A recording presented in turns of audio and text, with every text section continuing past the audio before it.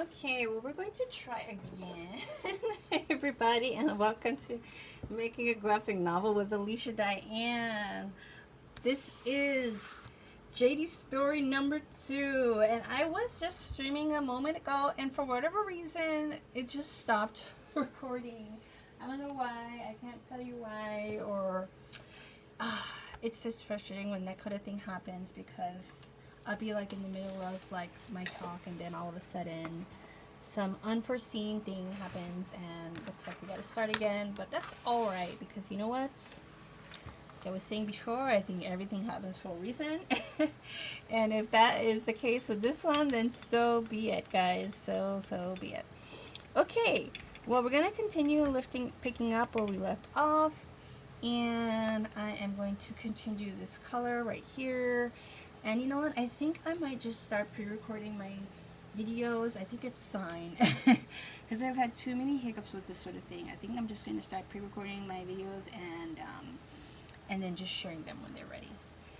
Probably then within the next hour or so after I record the initial one, because I just cannot deal with the constant cutting off. But anyway, thank you so much for joining, and thank you so much for checking out this channel. We are working on, like I said, making a graphic novel. If you have been here before, welcome back. If it's your first time, thank you so much for joining me. Let me tell you a little bit about this series. Jaydi's Story is a series of 9 books. This is the second book. It is called Prudence. The first one was In the Beginning.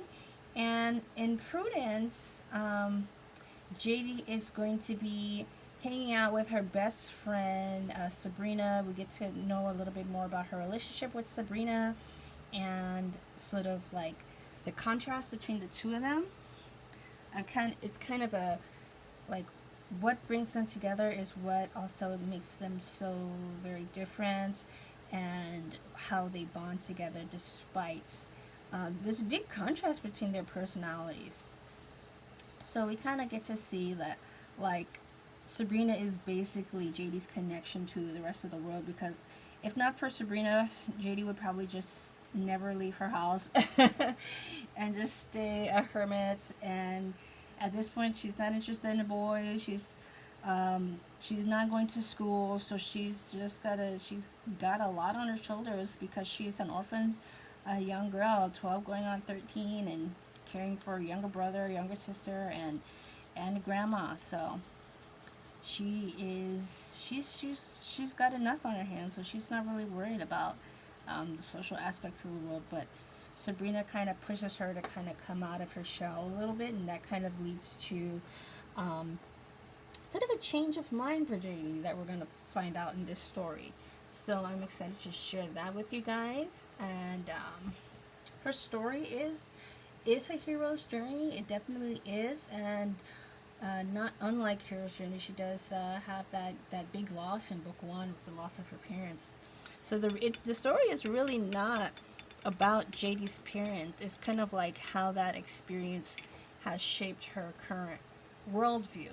So I mean, I think there was, I don't know if I was ever debating not showing that part. I think I always wanted that to be a part of the story, but it's definitely like the precursor of the story. So hopefully that makes some sense too. So those are some things that you might want to think about if you are making a story. Like, what are the events that has shaped your main character's worldview? What are the things that made them who they are, who they are in your story, who they are at the present? So those are some things to think about. And one of the things that I was saying before was that I know a lot of people in the animation industry, a lot of artists, a lot of people that are trying to get their start, that are really like, what is the word? Kind of stuck, because they're interested in pitch Bibles. They might have made a pitch Bible already, and they are interested in having a series made, but the doors feel so close to them, because it really is not an easy industry to get in at all. But also, like, I don't really say to get in and out, but I mean, the truth be told, it is a difficult industry to get into, and to have your own series and your own, like, I mean, most people that even, create their series, I don't know what percentage of them actually get to keep their own IP. I mean, I think a large percentage of them are selling their IP if they're getting a series made. So to be able to have your own characters, your own stories, I mean, so many artists are interested in that. I think an avenue that often doesn't get as much attention as, or people don't realize the opportunities with it, is making graphic novels, because you have your own say. You are your own producer, you are your own creator, and you can tell the stories that you want to tell, and you can create the artwork that you want to make, and it's not going to have to be limited to what you think a graphic novel is supposed to look like. You can really do your own thing. I mean, I had never seen watercolor graphic novels before. I mean, I've done more research since then, and I've seen that there are a few out there, but it's not like a common practice. So you can find alternate ways if you want to experiment with how you tell your story, how you want your story to be told, but you're really not limited in that way with the design or styles of the characters that you choose, the time period, or like the location. All of those things are going to be really completely up to you, and that's kind of the exciting part, is that there's really no limits on it, and you don't have to have necessarily a lot of different opinions and a lot of changes being made. Like, the story is going to be the story, and you get the opportunity to sort of create your own fan base and your own audience for that story.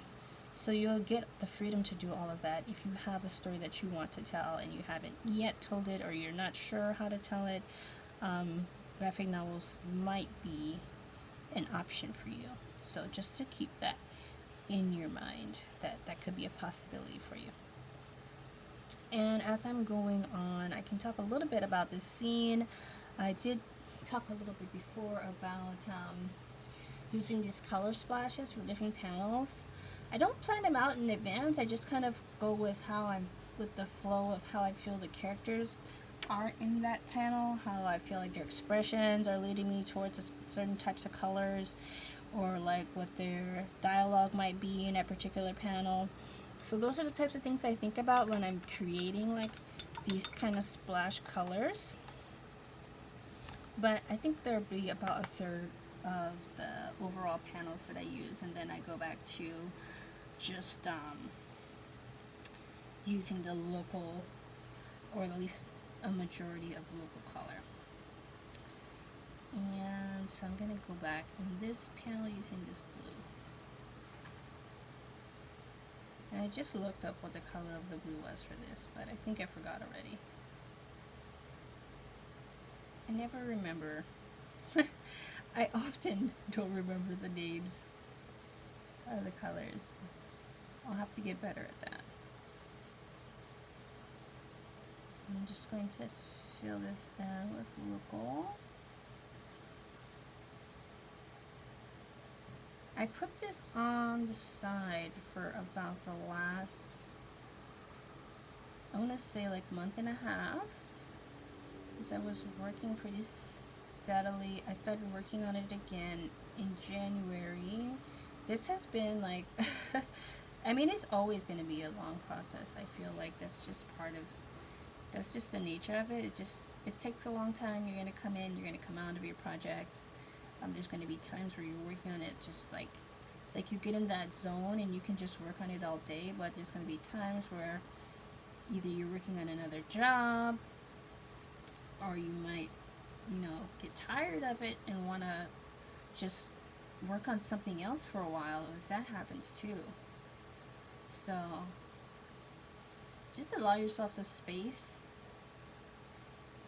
to work on it how you feel works best for you. Just give yourself, I think deadlines are a good thing, a good idea to have, and just kind of try and figure out based on how long it takes you to do a typical page. You'll have to do a few and experiment to see like how long an average page takes you.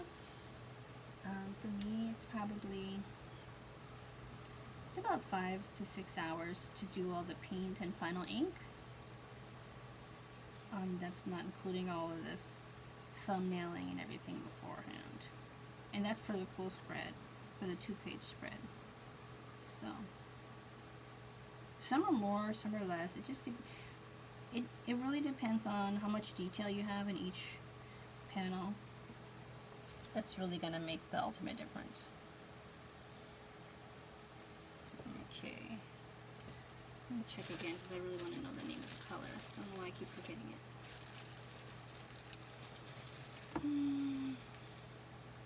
It's not ultramarine.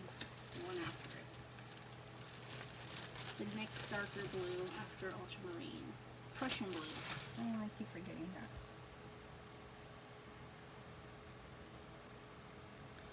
So I use this for night skies and for shadows. Most shadows. There's a couple that I use like that purplish color for. And I also gotta remember where I have these sports lights. Those are gonna get different lighting around them.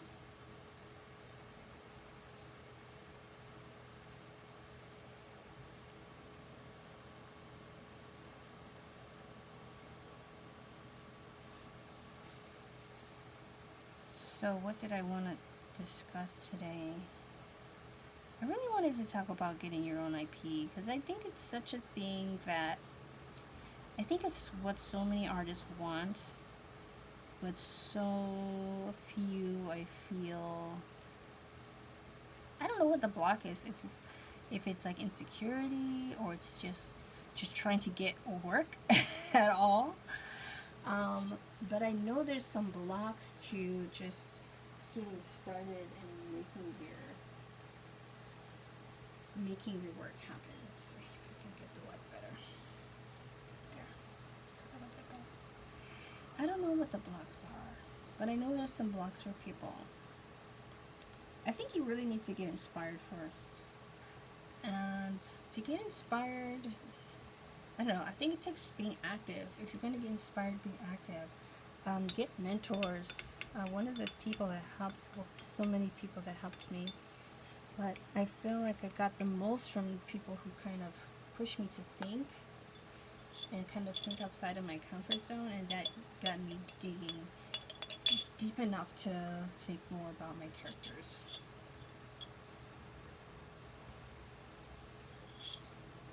And ultimately the story that I wanted to tell, which makes the biggest difference of all, really. Alright, so get in here. I need to mix that color a little better. It's got a little bit of those chunks in it.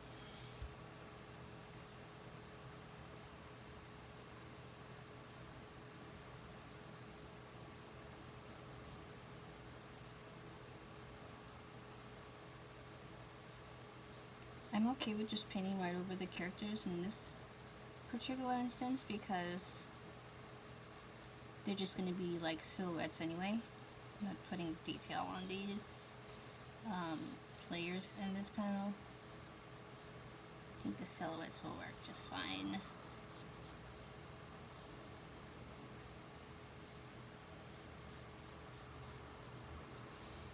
And I do need to go back to all of my panels because I talked about this before. There's a couple of panels for this book where I mixed up the earth color, like the earth, the street color, and like the road color. So I have to fix that. And it's so weird because I realized that I was doing it in one color and I thought I was correcting it, but I was still painting it in the wrong color. I was like, you know what, I'm going to get it right in this panel, I'm going to get it right on this spread, and then I did the exact same thing. And I'm like, what the hell? I have no idea how I messed that up. I wasn't thinking.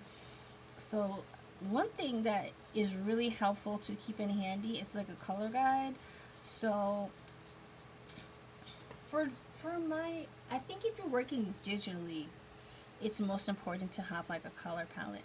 I don't really have much of a color palette for JD Story. I just have like repeat colors that I use most of the time, but I'm not. I mean, I feel like the palette is really the paint set that I have. So, but I have my repeat colors that I use the most often. I keep the same colors for like certain things, for like the light and shadow, and for the earth, and for I keep.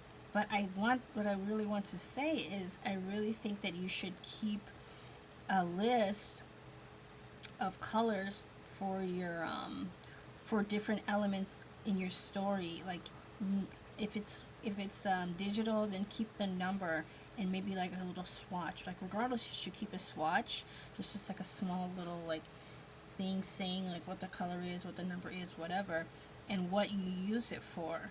Because it's so easy to get confused and lost in all the different colors that you're going to be using, even if you do have a limited color palette.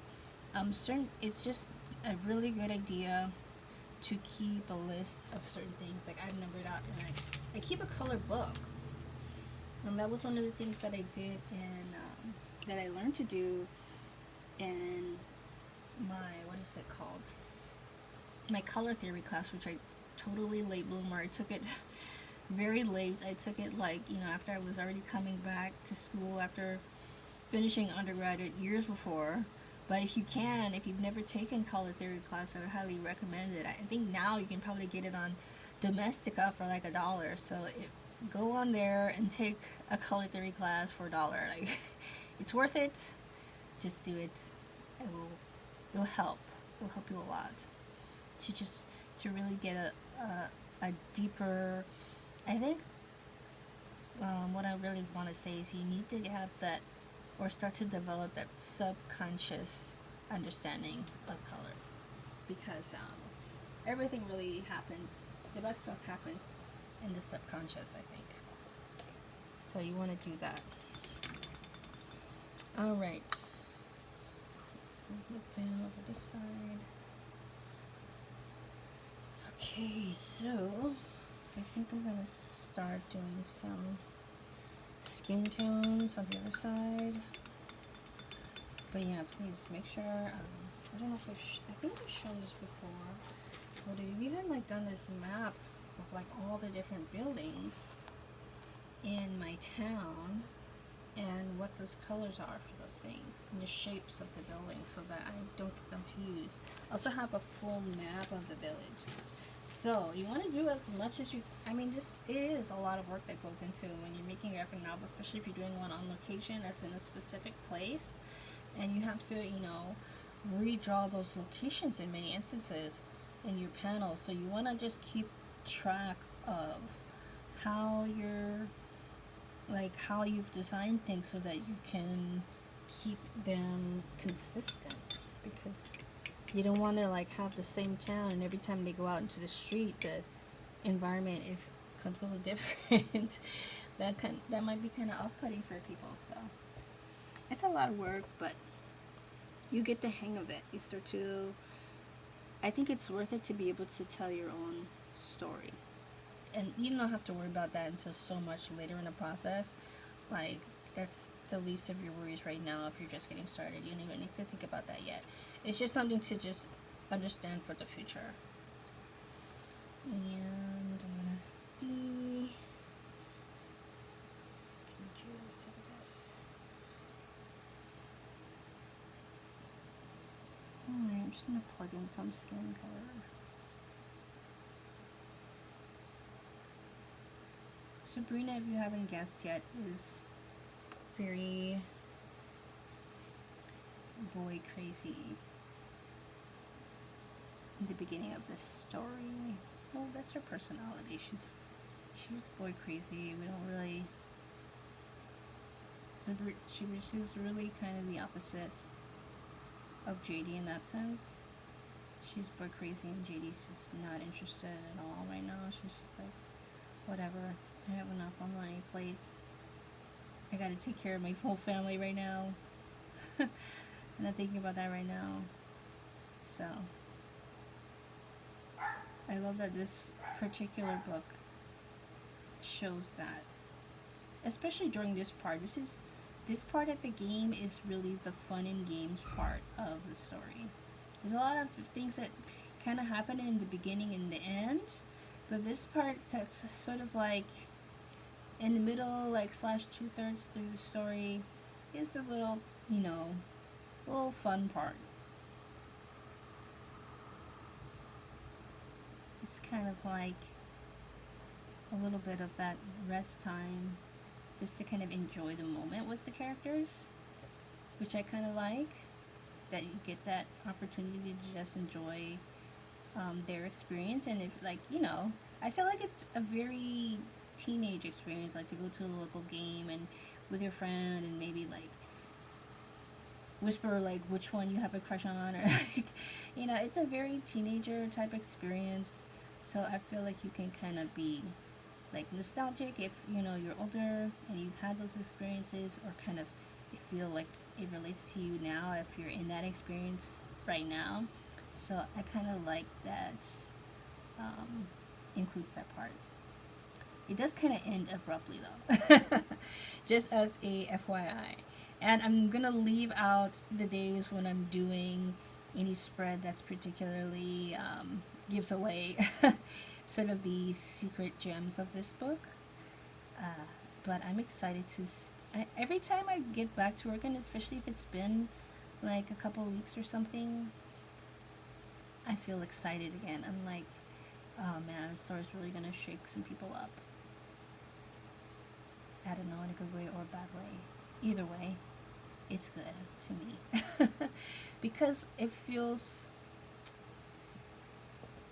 so much of this story just feels like personal. Like it's not it's like exactly my experience, but it's based off of like the feeling that those experiences provoke, if that makes sense. So it's the same but different. It's similar types of situations, uncomfortable situations that for me as a young girl growing up, I didn't know how to deal with. The characters are going through the same thing, like things that make them completely uncomfortable, and you just don't know. They don't have the skill set to deal with it yet. So I'm excited to be able to share that part, because I feel like that's something that a lot of people can relate to, and hopefully things that people can, feel a little bit more comfortable talking about once that door is opened. So that's what I'm hoping to happen through this series, through this book particularly, about those types of teenage experiences that are uncomfortable, that so many of us have experienced similar things but may not feel yet that we can talk about them. So this is opening that up, opening the table for discussion, as some people would say. And let's see. You want to find a way to color that is a way that you kind of can get lost in. Because color is one of those things that takes a lot of time. And it's a big part of the making. You might not want to do color at all. I do plan to, if I ever if I have enough years left, have another project that I really want to do after this series is completed, that I want to do just kind of black and white in like pencil style, like very Will Eisner, Contract with God type of style. So if God gives me enough years, then I'll be able to do that too after. So, but that is also an option. You can also do like a sketch, like a sketched graphic novel. It doesn't have to be full color. You can do black and white, or you can do ink. Either way, it doesn't have to be the way that everybody else is doing it, or that most people are doing it. Whatever way, you can just do the cross hatching. You can do black and white sketchy. So think about different ways that you like to work that you're not going to get tired of. I feel like that is going to be a big part, because regardless, it's going to at some point you'll get tired of it because it's so much.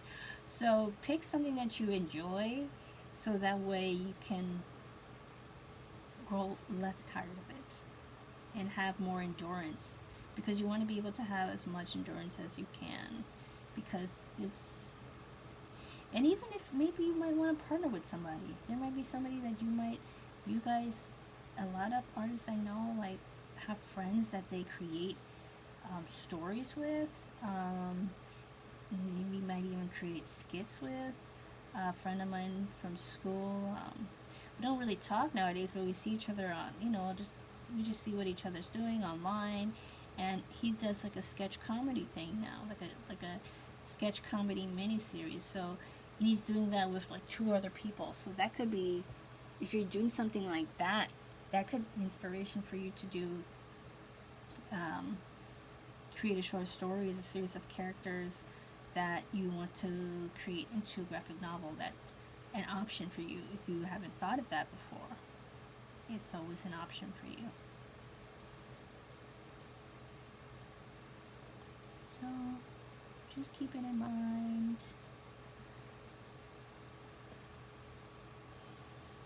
Keep it in mind. I'll do some variation on some of these characters with the skin, but I've been using the same color for the base,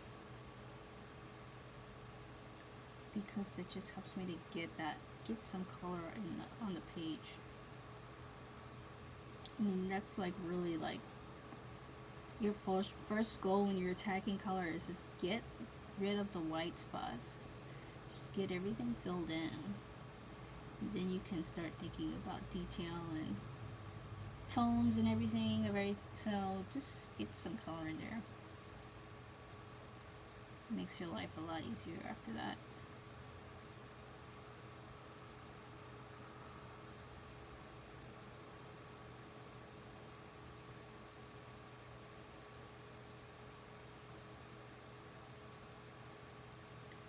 Okay.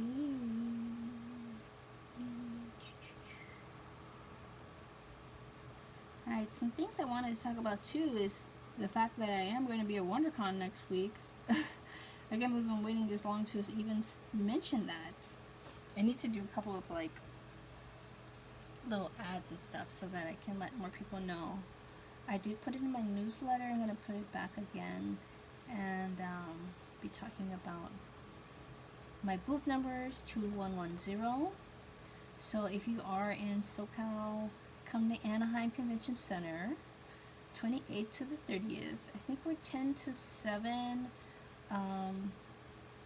Friday and Saturday, March 28th and 29th. And then March 30th, we are 10 to 5, I believe.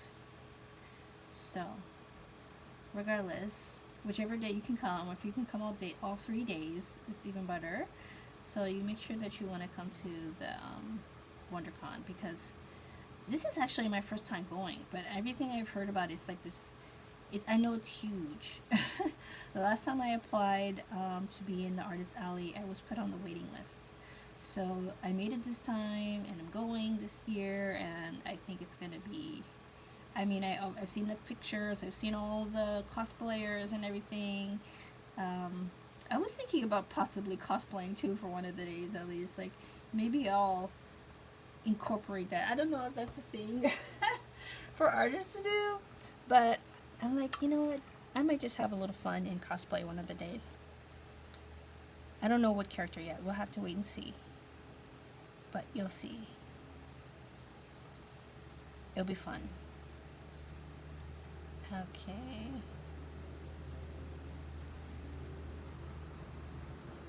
Alright, guys.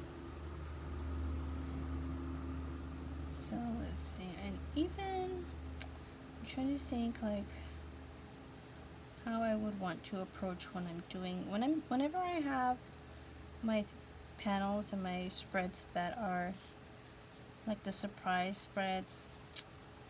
Yeah, I don't know. I think I'll just have to figure that out and just somehow not do it on those days. We'll see. We'll see how it goes.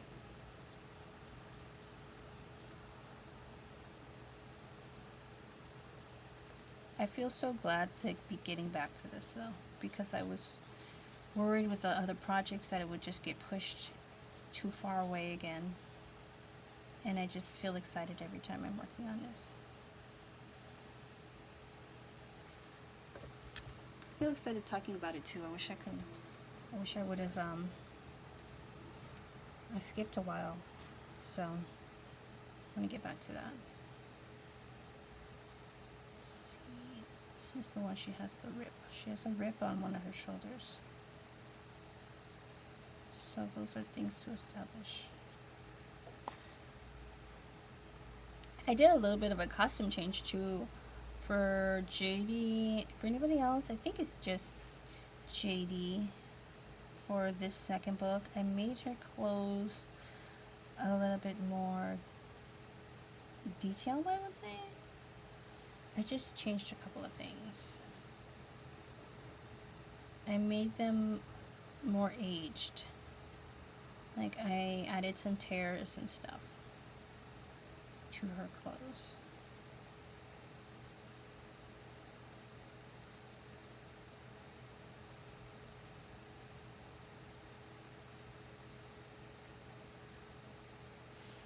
I figure if like she's been wearing the same clothes for, I mean, you intentionally want to keep your characters in the same type of clothes so that people can recognize them, but I'm just considering like what her life that she is, so I'm like, you know what, it makes sense for at least like the edges of her clothes to be fringed.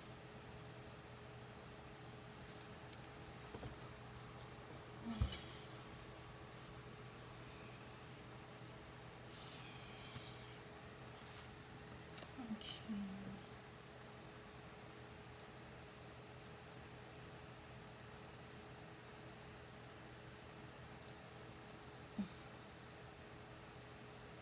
Let's see. Let's see. So I can talk a bit about the Making a Graphic Novel book. The release date I have is March 28th. So I think I'm also going to put it up on my website for March 28th so that that is going to be like the official launch date that I'm setting. And I thought about too possibly doing Kickstarter, but I think I'm going to save that for this book, Jaydi's Story 2, and just hopes that that will be my launch for the year. Hopefully, or let me see, I need to have like a more definitive date for this. Let's see. So this is spread number 31 out of 48. So let's see. I think I need to create more definitive date to finish. Oh, you know what? I want to do it in time for the LA Comic-Con. That is the first weekend.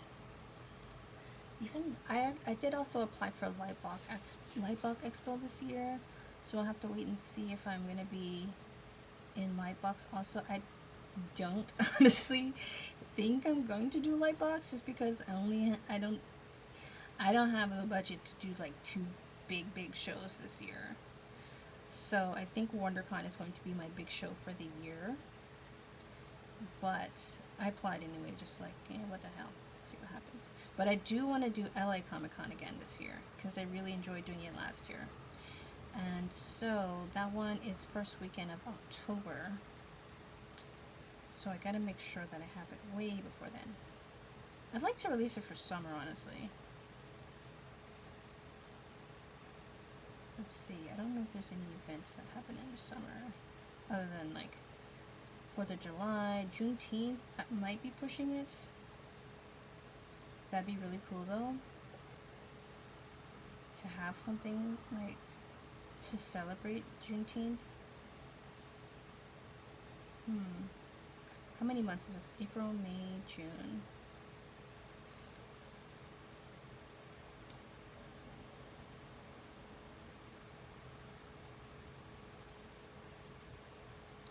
I still have to do quite a bit. Let's see.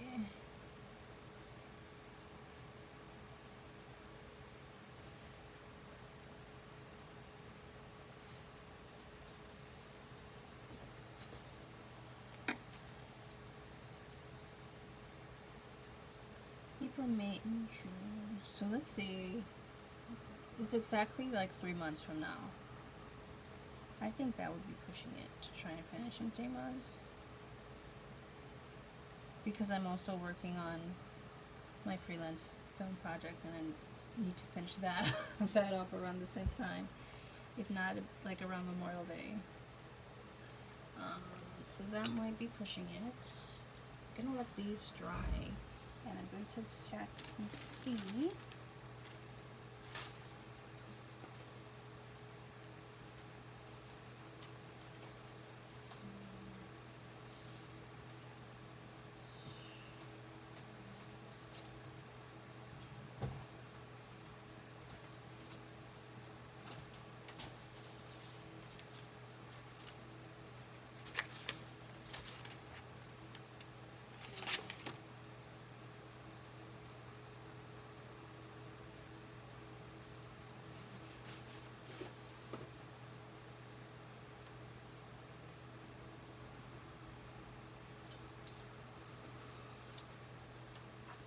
I'm going to write down the pages that I need to correct the background.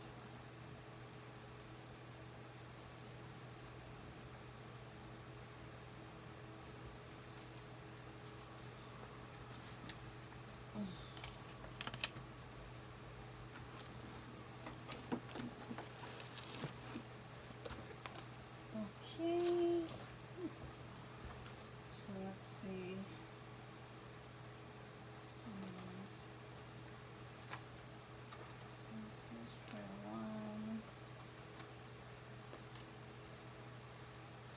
So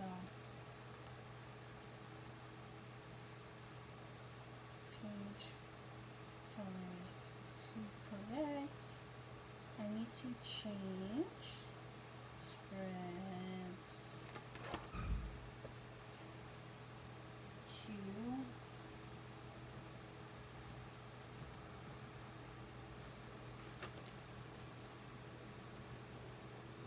some of these are really cute. Two, three,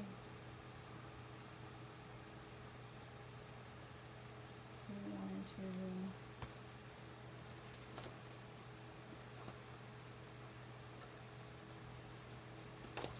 Let's see, 4, 1.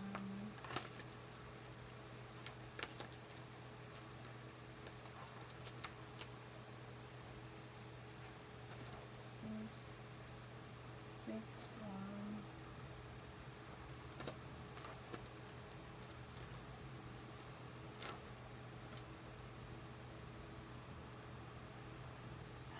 Seven, 1 and 2. Oh my god.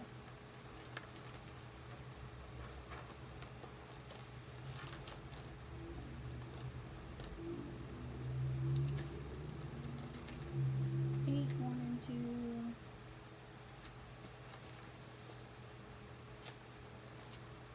Which one is this one? 10, 1 and 2.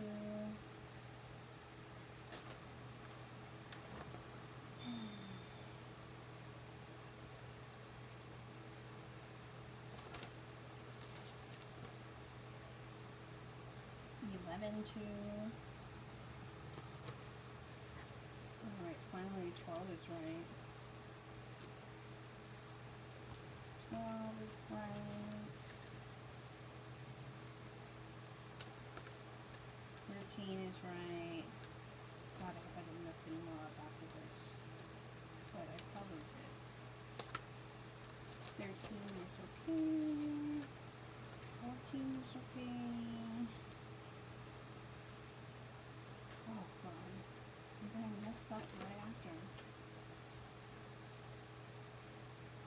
Something is not okay. Swapped it. How did I do that? Oh man, so 14. Which one? Oh,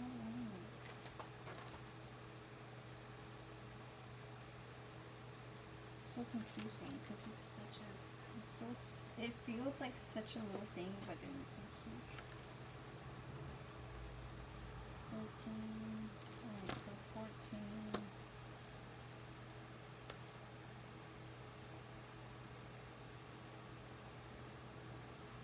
One and two.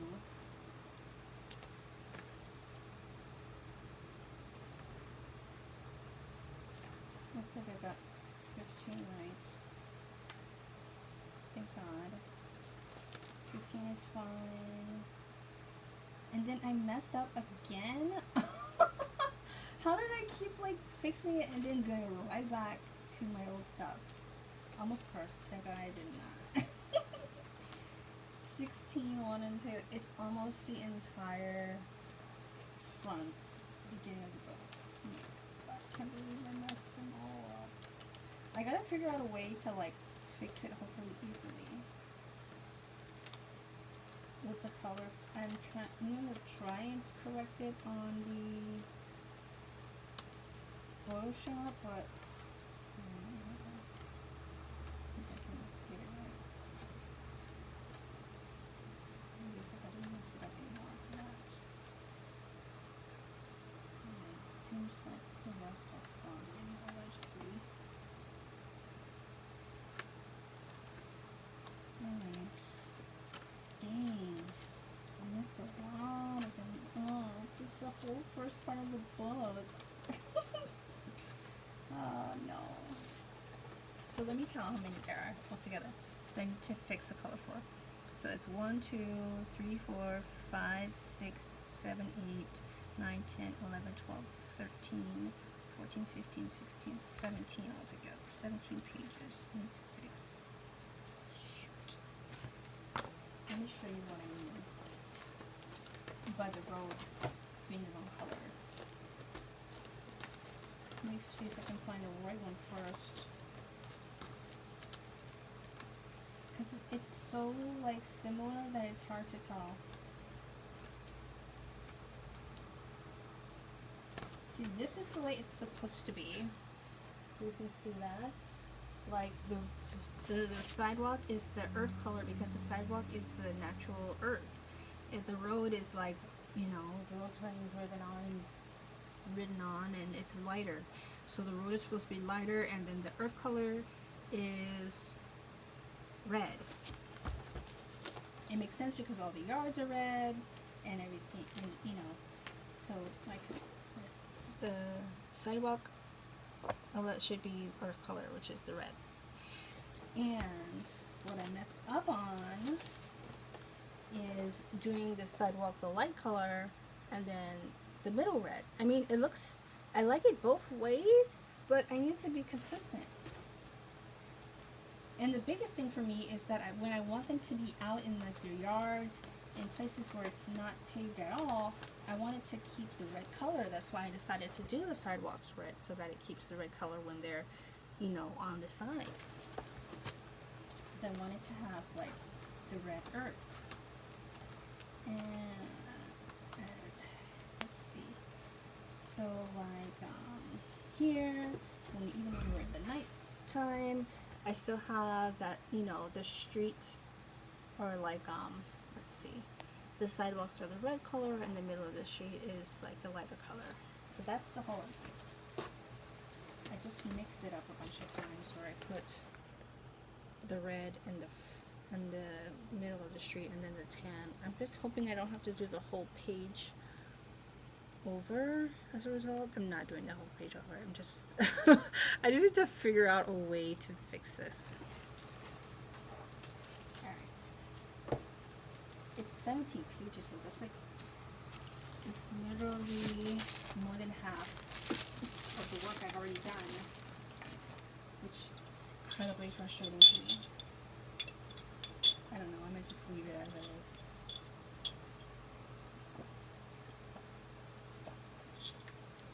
mean, I know I won't, but low-key just want to leave it what it is. Because I don't know if I can mentally handle having to I cannot redo them. If I have to redo them, then I'm just going to leave it. Just forget it. It will just be a secret between you and me. Nobody notices. I don't know. I don't know what else to do. It's so frustrating. Just like little things like that makes me like, dang, I wouldn't have to deal with this if I would have done it. These are the things that's like the benefits of doing it digitally, because then you can just go in and just, it'd be easier. But I didn't choose the easy way. I just choose the way that makes myself insane. That's what I do. Alright. So the second coat for Jaydi is going to be darker. Just hope I don't make it too dark. I want it to be the right color.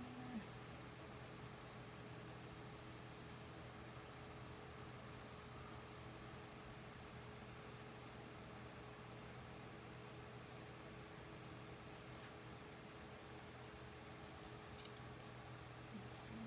I just want to mix some of this.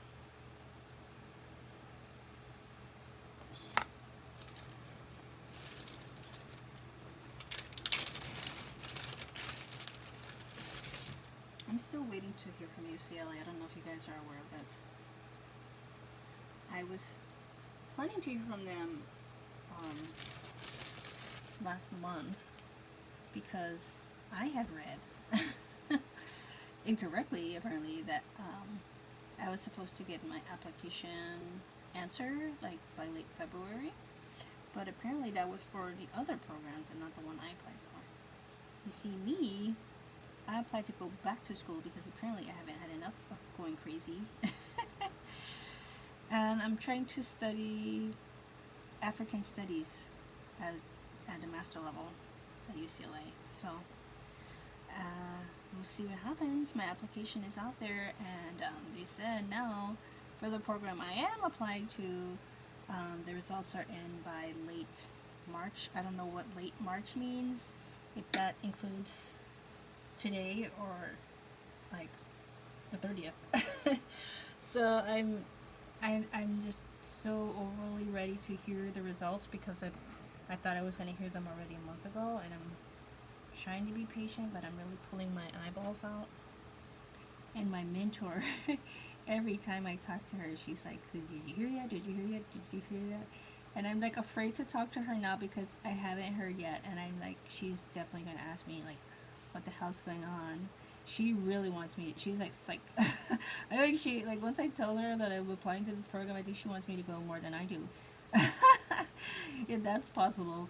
So my mentor is like been asking me like crazy, like, hey, you hear yet? Did you hear yet? So I haven't heard yet. So I'm afraid to tell her I haven't heard yet.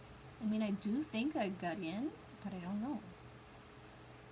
I want to learn as much as I can. The reason why I'm going back to school is because I still have questions, and I still want to be able to talk about things in a way that I'm not yet able to. And I still want to be able to share knowledge that I don't yet fully have a grasp on yet. And I feel like I just need to understand these things more. And I feel like I need guidance to get to where I want to get to. Just not there yet. And I need help. And at least I'm glad that I recognize that I need help, because I mean, there's certain things that I'm inspired and motivated to do on my own, but up to a certain point. Other than that, I really feel like I need like some kind of motivation to help me get there, because I do feel like I have a lot on my plate, and it's like things that are not urgent get pushed to the abyss, and I don't want this education piece to be pushed away.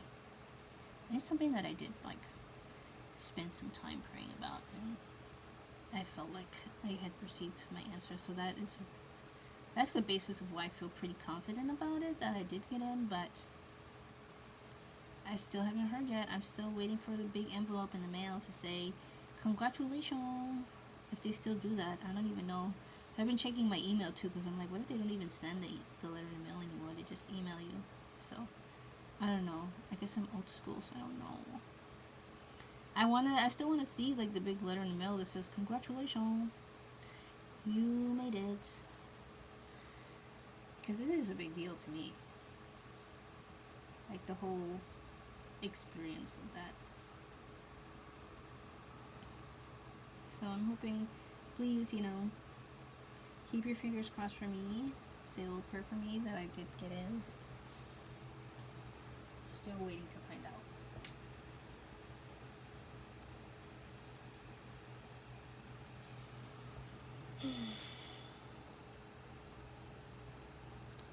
Congratulations, you made it.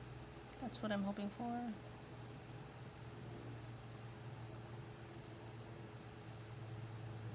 I don't know if they say it in that weird accent I just used, but maybe.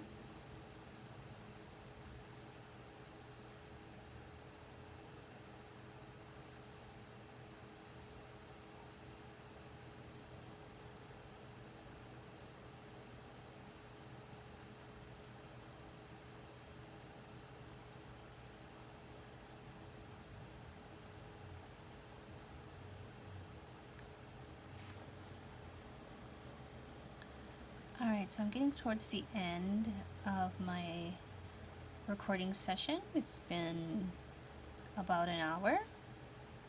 So I'm just going to finish doing the second coat of their skin tones, and then I'm going to call it for today. I do need to get back to my other project. So have to be careful or cautious and mindful of my time.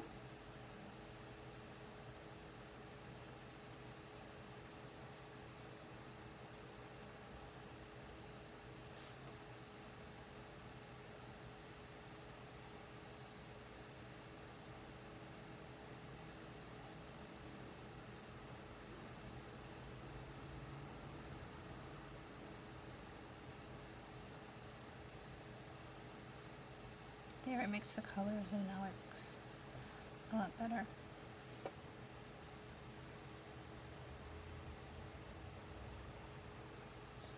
Okay.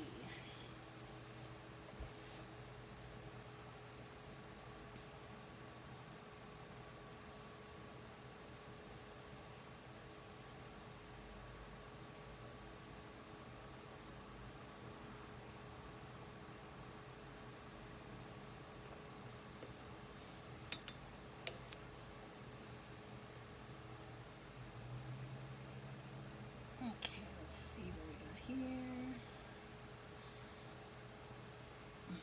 Filling in some of these other colors, gaps.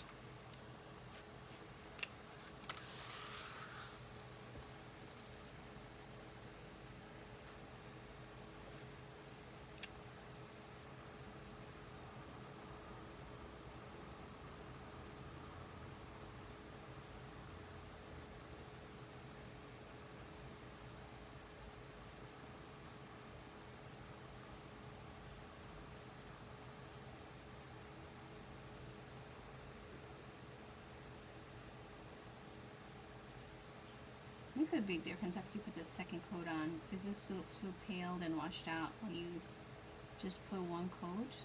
I mean, it comes in handy for certain things, but definitely for skin tones. I think for everything, when I'm using watercolor, I do everything with two coats, but sometimes I might change the color, like do one coat with one color, another coat with another color. So I still like the flexibility you have from that thinness for each coat. But I really like to do everything in two coats.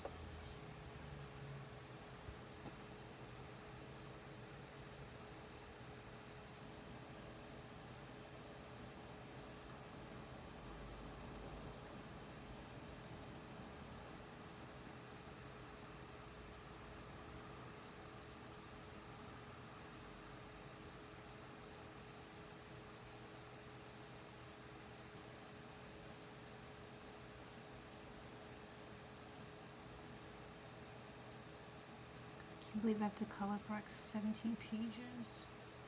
Oh my god. I'm not so worried about the color because I know about the mask color. I think the biggest concern for me is when I select the area and I do like the hue change, how it's going to affect the brush color in that spot. And if it's going to highly alter the brush color, and that would make a big difference. Hopefully not. Hopefully nothing like recognizable. I might experiment with that after right after we're done, just to see what happens. But I am kind of curious, or just crossing my fingers that everything goes okay.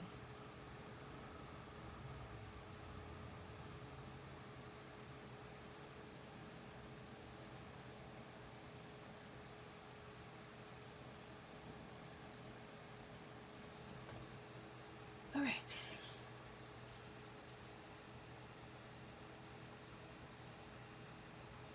I used to always tell people when I was working at painting with a twist, like not to hold your breath while you're painting.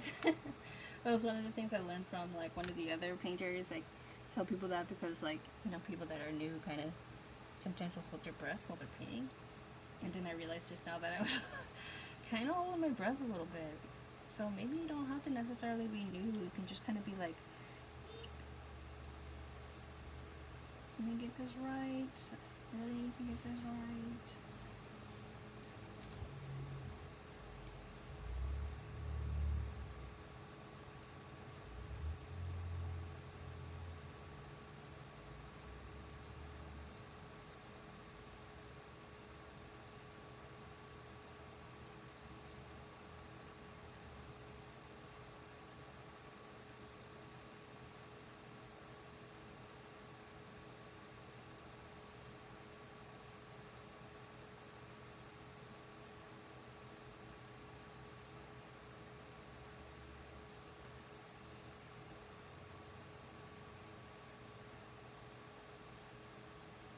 Yeah, I put a big post-it note on my desk when I was earlier this year because I was trying to do this project and my other project at the same time, and I put a big note saying, do one thing at a time. But I'm slowly realizing that I'm never going to be doing one thing at a time. I mean, I would like to just be doing one thing at it's kind of nice to think of that way, to just do one thing at a time, but as someone who's trying to, like, you know, earn a living and create IP, I don't know if that's realistic entirely. I spent so much time just trying to prep the making of a graphic novel book for the WonderCon and trying to get that ready, and I think it was just during that time I realized, like, you know what, you're not going to be able to just do one thing at a time because you're going to have to, like, especially as like a business owner, you have to like delegate, like you're going to have to divide time between doing client work and doing my own work. Like, it's always going to be that way because until I'm just doing my own work. But in the meantime, and earning living, I'm going to have to do client work, and I'm going to have to do like, I'm going to have to keep my own projects alive at the same time.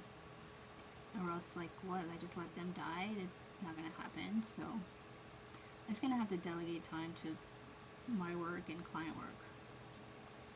It's not easy. I think what might be more clear to do is, like, having 1 week at a time to focus on each. Like, 1 work week each. And just kind of go between the two, but I think to just do one and just put the other one completely on the side, it just creates more delays than it's worth, and then you end up playing catch up. So I don't think I would recommend doing just one thing at a time. I just think you have to set your focus for time periods.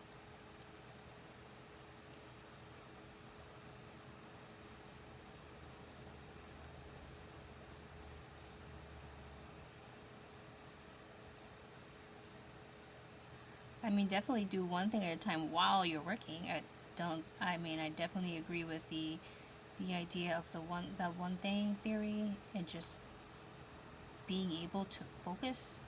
And it's also in 7 Habits of Highly Effective People, just focusing in on things, but also at one time, like specifically, like at one specific work time, I wouldn't do this, go between one and the other, like all day long. That's not, that's not going to be a productive day. But I'll have to go in between two different things. I'll figure out how to schedule those in a way that your personal projects don't get left behind. Because those are the ones that really matter. It's wonderful and it's great to have like client projects, but for yourself, I feel like you need to have personal projects. I need to have personal projects. We all need personal projects to keep our spirits alive, I think. Things that we really care about on a deeper level.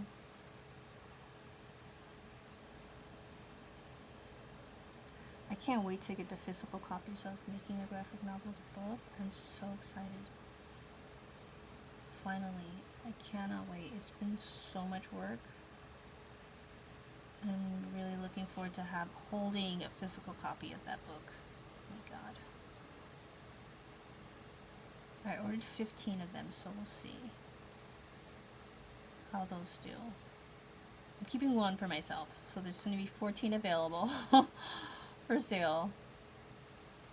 And anything else will have to be like pre-ordered, like ordered.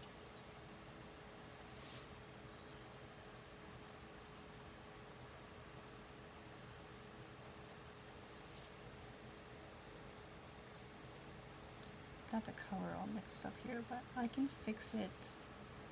Some of it I can fix right here on the paper with the ink, but some of it will have to be fixed in Photoshop.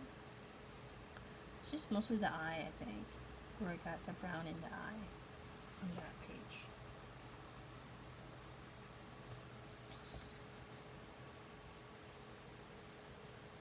It always looks messy in the beginning, so in this stage, but I don't worry about it because I know that it's just the beginning stages, and it will clean up when I add everything else. So everything feels still good to me right now.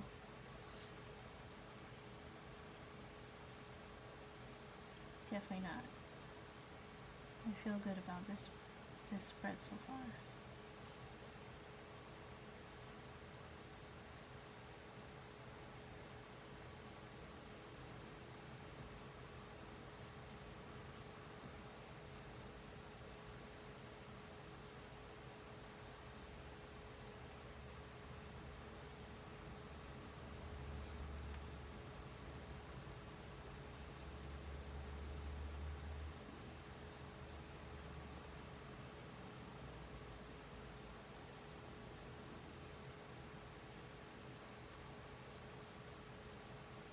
Okay, I think I'm going to call it for now. I want to thank you so much for joining me. Thank you so much for joining Making a Graphic Novel. Jaydi Story 2, Prudence, will be out this year. What month is still to be determined. But hopefully, by the end of the summer.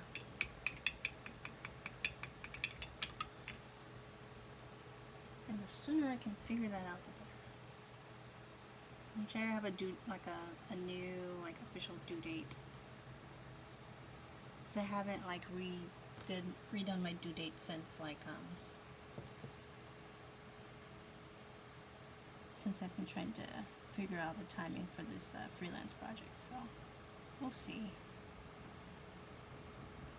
I don't want to change it. It won't be changed very much, so don't worry about that.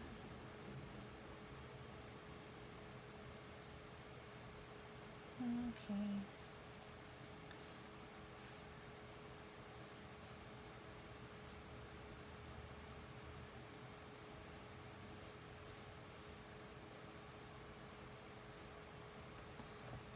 Okay. Alright guys, thank you so much for joining me. Until I see you again, be grateful, live balanced, be yourself, and I will see you guys in the next one, okay? Take care. Bye-bye.